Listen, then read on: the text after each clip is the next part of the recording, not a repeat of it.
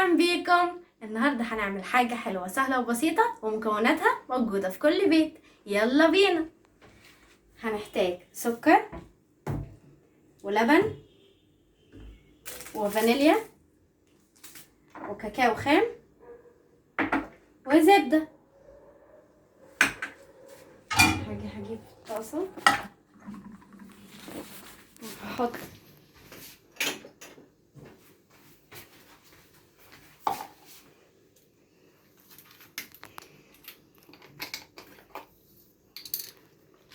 كوبايتين ونص من اللبن،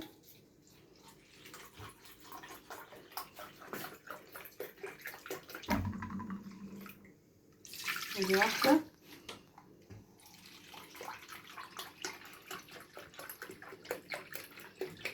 ادي الثانية،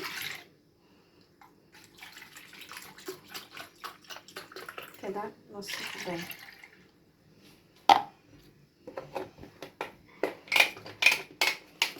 بعد كده هحط برضو كوباية كاملة من السكر.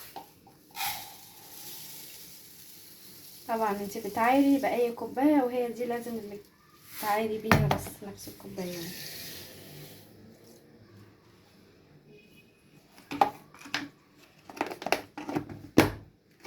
وبعدين هقلبهم الاول كده، مش على نار ولا اي حاجة، على البارد.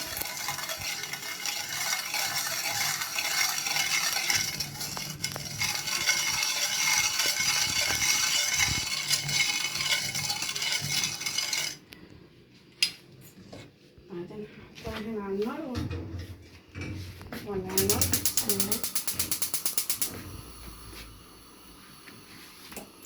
وهحط الزبدة، مكعب زبدة صغير.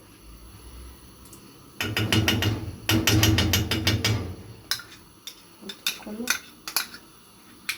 كده،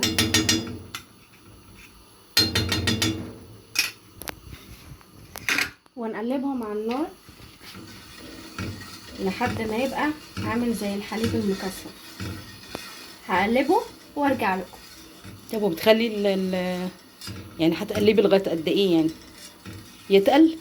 لغايه لما يتقل. طب والنار تبقى عاليه ولا النار هاديه؟ لو انت هتقفي عليه يبقى علي النار عشان هياخد وقت طويل، لكن لو انت هتسيبيه ورايحه تعملي حاجه تانية فوطي النار عليه وسيبيه، وابقي شيكي عليه كل شويه. تمام، يعني احنا نسيبك دلوقتي لغايه ما تخليه يتكثف، صح كده؟ بالظبط. تمام. وكده بعد ما اللبن اتكثف، عرفتوا احنا بنعمل ايه؟ احنا بنعمل ترفل شوكولاته. ودلوقتي حاطه عليه النار، اقلبه كده تقليبتين عشان يبرد شويه، وهاخده ثواني عشان سخن. هبدأ اصبه بالراحه في البول.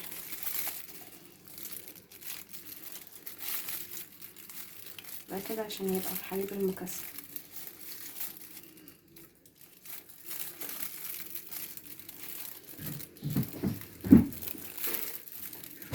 ننزل كده كل الكمية.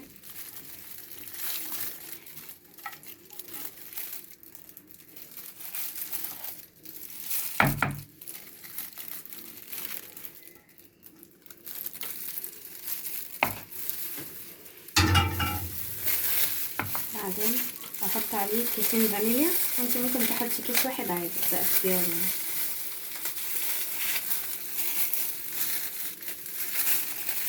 كده اول واحد،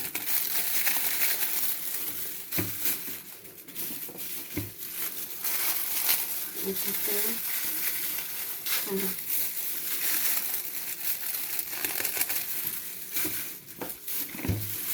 نقلبه كده.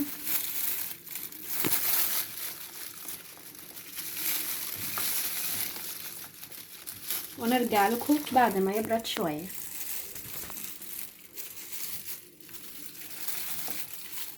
وكده بعد ما برد شويه هنحط عليه كوبايه ونص من الكاكاو. بسم الله. ادي اول كوبايه، هبدا لسه اقلبه كده في اول شويه.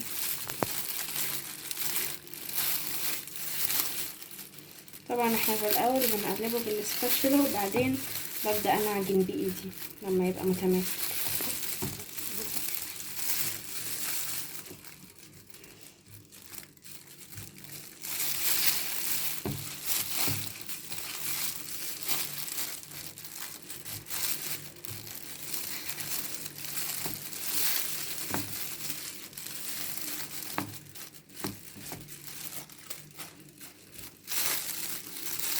بعدين هضيف عليه النص التاني.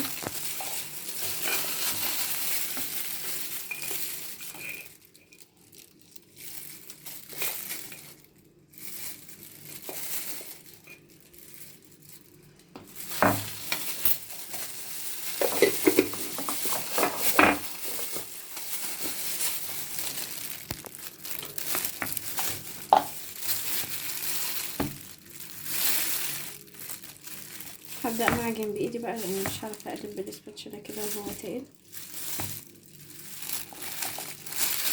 بسم الله.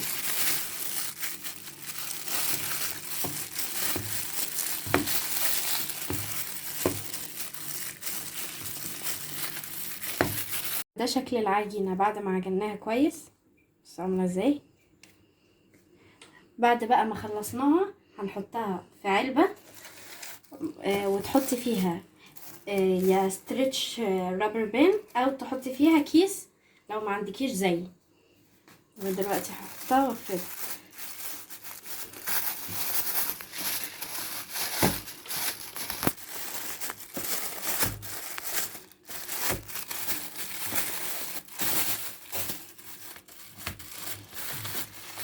افردها كده ايه بشكل متساوي على شكل العلبة.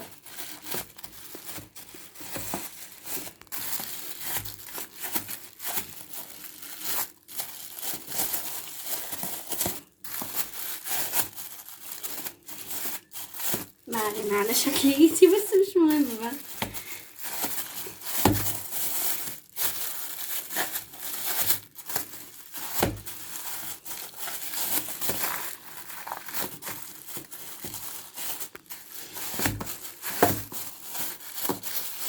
نحاول نفردها على قد ما نقدر بشكل متساوي.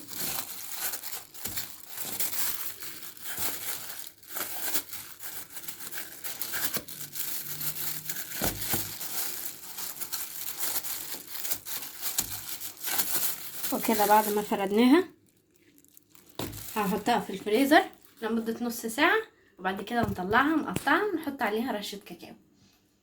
كده بعد ما طلعناها من الفريزر بعد نص ساعة دلوقتي هنبدأ نقطعها نطلعها الأول كده.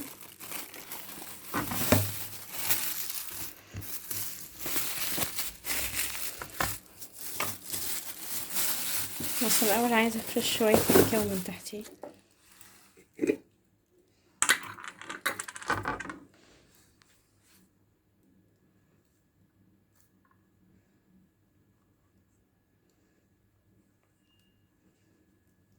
رشة كده خفيفة من شوية.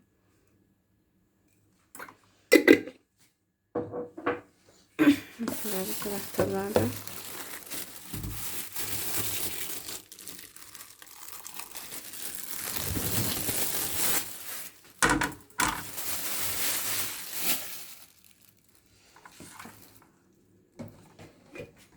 هرش كمان شوية من فوق.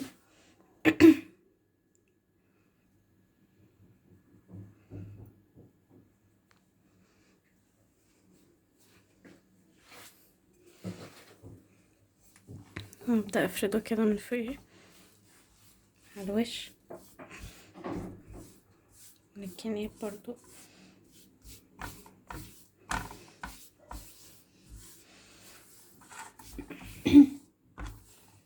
دلوقتي هبدأ اقطع مكعبات. بسم الله.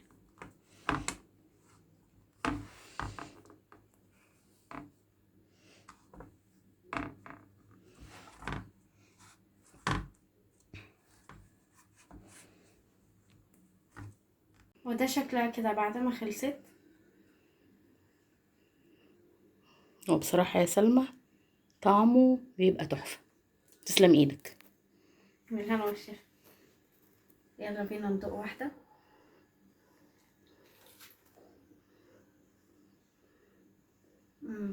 طعمها حلو وخفيفة وينفع تاكليها مع قهوة. نشوفكم في الفيديو الجاي. باي باي.